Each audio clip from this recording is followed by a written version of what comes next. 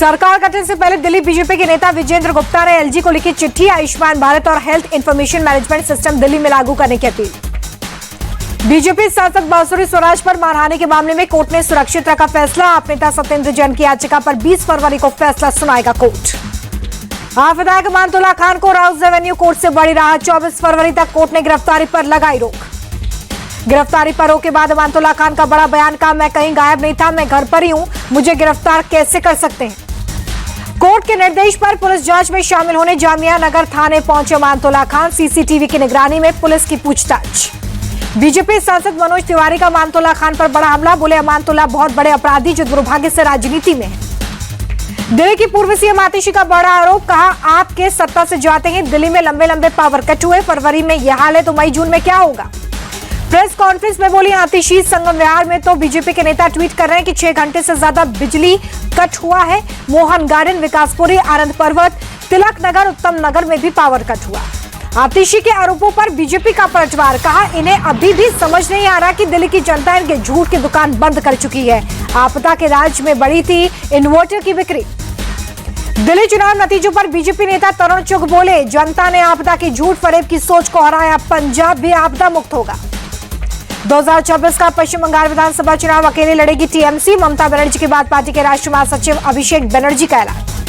TMC नेता कुणाल घोष का BJP पर बड़ा आरोप, बोले बंगाल में फर्जी मतदाताओं को चुनाव में शामिल करना चाहती है बीजेपी, भाजपा का ये खेल बंगाल में नहीं चलेगा।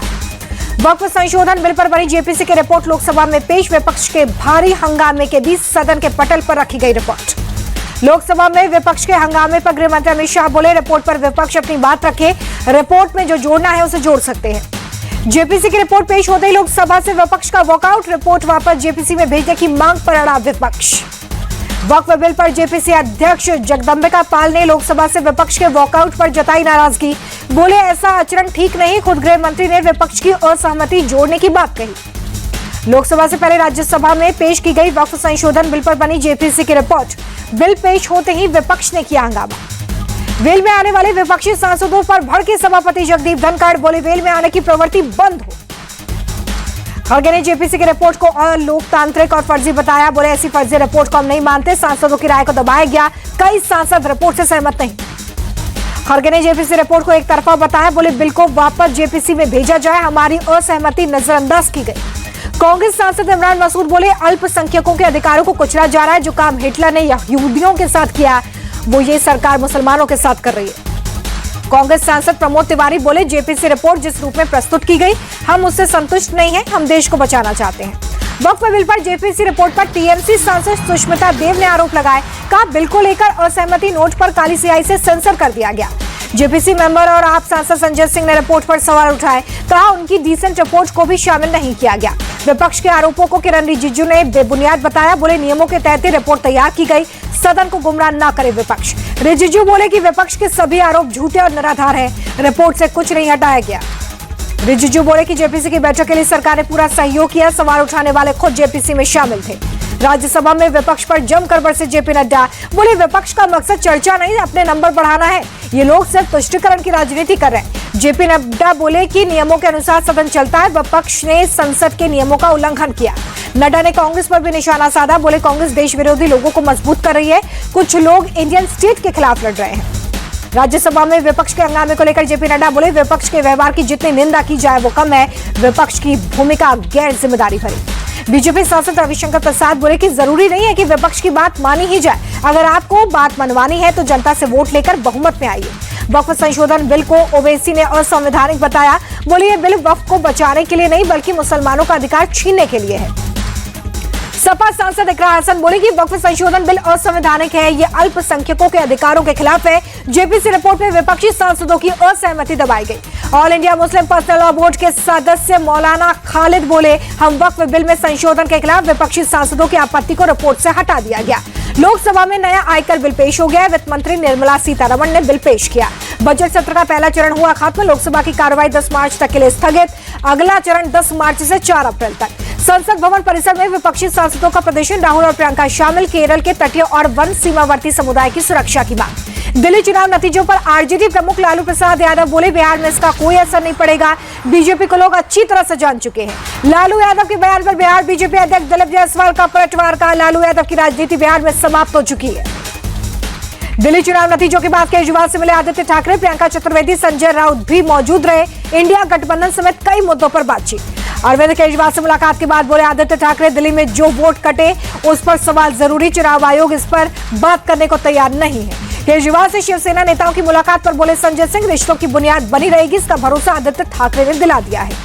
एकनाथ शिंदे को महाजी शिंदे राष्ट्रीय गौरव पुरस्कार से सम्मानित किए जाने पर भड़के आदित्य ठाकरे, कहा जो महाराष्ट्रद्रोही है वो देशद्रोही भी है। आदित्य ठाकरे ने इंडिया अलायंस को ज्वाइंट लीडरशिप वाला बताया, कहा यह अहंकार की या किसी के फायदे की लड़ाई नहीं बल्कि देश के भविष्य की लड़ाई है। आदित्य ठाकरे के बयान पर मिलिंद देवड़ा का पलटवार, कहा उन्हें यह समझना चाहिए कि राजनीतिक दल कोई निजी संपत्ति नहीं है, उन्हें अपने क्षेत्र वर्ली पर ध्यान देना चाहिए। शरद गुट के नेता जितेंद्र का बड़ा बयान, इशारों में उद्धव गुट और कांग्रेस को दी नसीहत, बोले दिल्ली और गठबंधन की राजनीति शरद पवार के बिना नामुमकिन।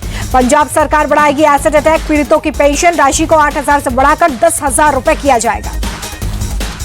गोरखपुर पहुंचे सीएम योगी आदित्यनाथ, गोरखनाथ मंदिर में यज्ञ में लिया हिस्सा। दिल्ली में आरएसएस का नया दफ्तर केशव कुंज बनकर तैयार, 19 फरवरी को शिवाजी की जयंती के मौके पर होगा लोकार्पण। 150 करोड़ रुपए की लागत से बना है संघ का नया दफ्तर, 12 मंजिला 3 टावर्स में 300 कमरे, लाइब्रेरी, अस्पताल है।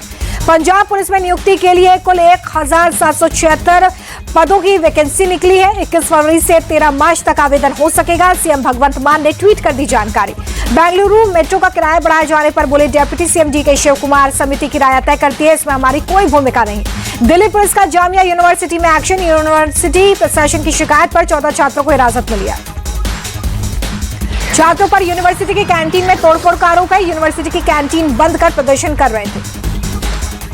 छात्रों को हिरासत में लिए जाने का विरोध, कालकाजी पुलिस स्टेशन के बाहर पहुंचे जामिया के छात्र, हिरासत में लिए गए साथियों से मिलने की बात। इंडियाज गॉट टैलेंट विवाद मामले में आशीष चंचलानी और रणवीर इलाहाबादिया की मुसीबत बढ़ी, असम पुलिस ने पूछताछ के लिए भेजा समन। पीएम मोदी आज अमेरिका के 2 दिवसीय दौरे पर पहुंचेंगे वॉशिंगटन, पीएम मोदी का एयरपोर्ट पर भव्य स्वागत। पीएम मोदी ब्लेयर हाउस पहुंचने पर भारतीय समुदाय ने किया जोरदार स्वागत, प्रधानमंत्री ने लोगों से हाथ मिलाया। वॉशिंगटन डीसी पहुंचने पर पीएम मोदी ने किया ट्वीट, लिखा सर्दी के मौसम में गर्मजोशी से स्वागत हुआ। पीएम मोदी की आज होगी राष्ट्रपति डोनाल्ड ट्रंप से द्विपक्षीय मुलाकात, व्यापार, रक्षा, ऊर्जा सहित कई क्षेत्रों में आपसी सहयोग बढ़ाने पर होगी चर्चा। अमेरिका पहुंचने के बाद पीएम मोदी का पोस्ट लिखा, राष्ट्रपति ट्रंप के साथ मुलाकात को लेकर उत्सुक, बेहतर रिश्ते के लिए मिलकर करेंगे काम। प्रधानमंत्री की अमेरिका यात्रा पर बोले बीजेपी सांसद तेजस्वी सूर्या, नए प्रशासन के साथ द्विपक्षीय संबंध और मजबूत हो रहे। अमेरिकी उपराष्ट्रपति के दौरे से पहले जर्मनी के म्यूनिख में भीड़ पर कार से हमले में 20 से ज्यादा लोग जख्मी, पुलिस पूरे मामले की जांच कर रही है। कर्नाटक के गदग में माइक्रो फाइनेंसर के 14 दफ्तरों पर छापा पड़ा है, करोड़ों का कैश, सोने के गहने और कई दस्तावेज जब्त किए गए। यूपी के कन्नौज में चंद्रवली एंड सन्स के यहां पर छापा हुआ है, इत्र की सबसे पुरानी कंपनी के कई ठिकानों पर जीएसटी और आईटी की ज्वाइंट रेड। तिब्बती आध्यात्मिक गुरु दलाई लामा को जेड श्रेणी की सुरक्षा दी गई है, देश भर में सीआरपीएफ सुरक्षा प्रदान करेगी। खतरे की सूचना के बाद गृह मंत्रालय का फैसला। अहमदाबाद में डिजिटल फ्रॉड करने वाले गिरोह का पर्दाफाश, गैंग के 10 लोग गिरफ्तार किए गए। बिहार के मुंगेर के चकबारा गांव में पुलिस पर हमला, बालू माफिया का पीछा करते पहुंची पुलिस पर पथराव और फायरिंग, पुलिस ने भी की जवाबी फायरिंग। ओडिशा के मयूरभंज जिले में दर्दनाक सड़क हादसा, तेज रफ्तार स्कॉर्पियो ने ऑटो को मारी टक्कर, 2 की मौत, 5 जख्मी। ग्वालियर में दिन दहाड़े 7 साल के मासूम का अपहरण, 2 बाइक सवार अज्ञात बदमाशों ने घटना को दिया अंजाम। 7 साल का मासूम मां के साथ स्कूल जा रहा था, बदमाशों ने मां की आंख में मिर्ची पाउडर डालकर बच्चे को अगवा कर लिया। बुलंदशहर के सलेमपुर में बैलगाड़ी दौड़ और हुड़दंग का वीडियो वायरल, वीडियो में मेरठ बदायूं हाईवे पर 1 दर्जन युवक हुड़दंग मचाते दिख रहे हैं। मध्य प्रदेश के मुरैना में बाइक सवार बदमाशों ने की ताबड़तोड़ फायरिंग, सीसीटीवी फुटेज आया सामने। अलीगढ़ में कई मामलों में वांटेड देवेंद्र के साथ पुलिस का एनकाउंटर, जवाबी फायरिंग में पुलिस ने देवेंद्र के पैर पर मारी गोली, इलाज जारी। मध्य प्रदेश के देवास में पेट्रोल पंप पर 2 लाख रुपए की लूट, बंदूक दिखाकर नकाबपोश अपराधियों ने घटना को दिया अंजाम। प्रयागराज जाने वाली ट्रेनों में अलग अलग जगहों पर तोड़फोड़ के मामले में आरपीएफ की कार्रवाई, तोड़फोड़ करने वालों के खिलाफ एफआईआर दर्ज। महाकुंभ पहुंचे छत्तीसगढ़ के मुख्यमंत्री विष्णुदेव साय, परिवार और कैबिनेट मंत्रियों के साथ संगम में लगाई डुबकी। संगम में डुबकी लगाने के बाद सीएम साय बोले कि महाकुंभ में डुबकी लगाकर पुण्य का भागी बना। योगी सरकार ने शानदार व्यवस्था की। छत्तीसगढ़ के गवर्नर ने भी प्रयागराज पहुंचकर आस्था की डुबकी लगाई है और आशीर्वाद लिया है। महाकुंभ आयोजन पर छत्तीसगढ़ के गवर्नर रमेन डेका बोले कि सरकार ने बहुत अच्छे प्रबंधन किए हैं, सीएम योगी को इसके लिए बधाई। महाकुंभ में फिल्मी सितारों के पहुंचने का सिलसिला जारी, अभिनेता विवेक ओबरॉय अपने परिवार के साथ पहुंचे। महाकुंभ की व्यवस्था के लिए यूपी सरकार के मुरीद हुए विवेक ओबरॉय बोले, अपने देश में ऐसे आयोजन बहुत गर्व महसूस होता है। महाकुंभ में पहुंचे अभिनेता विकी कौशल का महाकुंभ का हिस्सा बनने पर बहुत ही भाग्यशाली महसूस कर रहा हूं। महाकुंभ में फिर लगी आग, मेला क्षेत्र के सेक्टर 6 के कई टेंट जलकर खाक, दमकल की गाड़ियों ने आग को काबू में लिया है। अयोध्या में उमड़ा राम भक्तों का जनसैलाब, रामलला के दर्शन के लिए लंबी कतार। राम मंदिर के मुख्य पुजारी आचार्य सत्येंद्र दास को सरयू नदी में दी गई जल समाधि, बुधवार को अस्पताल में हुआ था निधन। तमिलनाडु के चेंगलपट्टू में छाया घना कोहरा, कोहरे के कारण विजिबिलिटी काफी कम। जम्मू कश्मीर के श्रीनगर में शीतलहर का सितम जारी, शहर के कई हिस्सों में धुंध। हिमाचल प्रदेश के नारकंडा की पहाड़ियों में मौसम की ताजा बर्फबारी, चारों तरफ बर्फ ही बर्फ दिखाई दे रही है। रॉयल चैलेंजर्स बेंगलुरु ने रजत पाटीदार को बनाया टीम का नया कप्तान, आईपीएल 2025 में संभालेंगे कमान। साल 2021 से आरसीबी टीम का हिस्सा है रजत पाटीदार। आईपीएल में रजत के नाम 28 मैचों में 799 रन। रजत पाटीदार के कप्तान बनने पर विराट कोहली ने दिया बयान, बोले रजत को मिलेगा पूरा सपोर्ट। टीम इंडिया के तेज गेंदबाज जसप्रीत बुमराह ने सोशल मीडिया पर शेयर की तस्वीर, लिखा इंग्लैंड के खिलाफ टेस्ट सीरीज से होगी दमदार वापसी। गिरावट के साथ बंद हुआ शेयर बाजार, सेंसेक्स 32 अंक कर 36,138 पर बंद हुआ, निफ्टी 13 अंक गिरा। अमेरिकी डॉलर के मुकाबले 3 पैसे मजबूत हुआ रुपया, 86 रुपए 92 पैसे पर बंद।